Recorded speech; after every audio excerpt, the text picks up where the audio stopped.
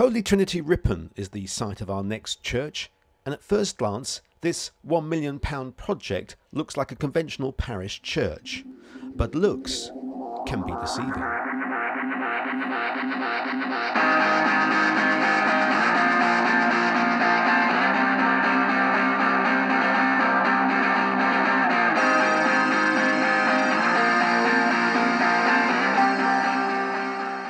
This striking east entrance, with its sweeping wheelchair ramps and curved steel handle rails, has proved to be a real hit with Ripon skateboarders, providing an unexpected avenue for Holy Trinity's youth work. Combined with the urban chic of the crypt's exposed steel and brickwork, Holy Trinity have an ideal location for youth work and other community projects. So this is just a typical room, and you've got the barrel vault ceiling, which of course was never intended to be seen because this was a crypt for putting coffins in. So, you know, the formwork was inside, and all the pointing was done from above. So, you know, you get quite unusual brickwork. This is a wonderfully flexible space. What kind of groups use the centre?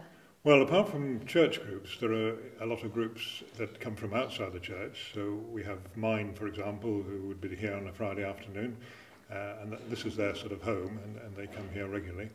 And of course we have people who would never normally cross the threshold of a church. You know, we've got skaters who come in on a Monday night, and they come in here every Monday night, and they have a fantastic time, and you know, I think that's really, really good.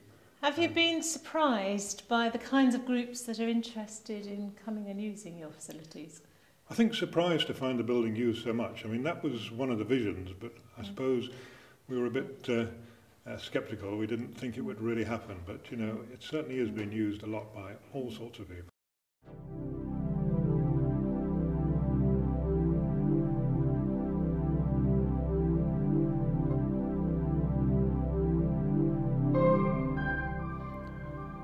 Upstairs, the main body of the church is filled with light and space, a tranquil environment.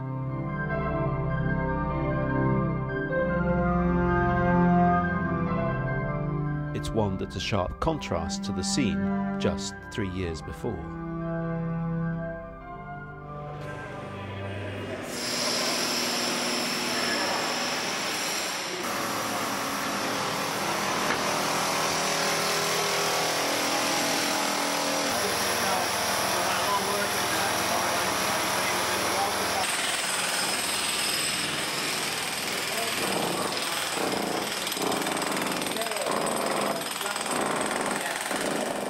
Changing tack slightly, how did you fund the project? Well, that's always very difficult, isn't it? And funding is perhaps, you know, the most difficult issue.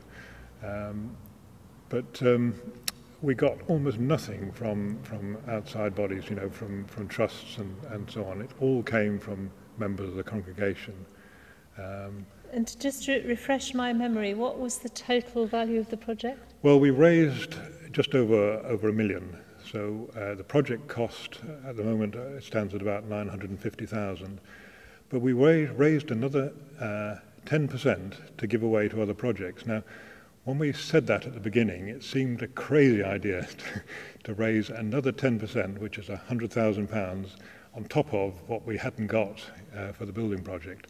Can you tell me where the projects are? Yes, there's Malawi. There's a cure hospital in Malawi, which deals with bones and young children, and we've funded a residential property for their doctors to live in. And what about Kyrgyzstan? Yes, Kyrgyzstan is a church. It's quite remote from here. It's a long way away, and it's quite difficult to communicate with them. We can't send mail. We communicate with email, which is interesting. And Paraguay? And Paraguay is another church. It's a cathedral in Asuncion, and again work with young people. And it's a church struggling in a city situation and trying to reach out into community. So again, a project very similar. So 2 projects to do with churches that are similar to our own, and then an international hospital. It's hard to get away from the impressiveness of Holy Trinity's project.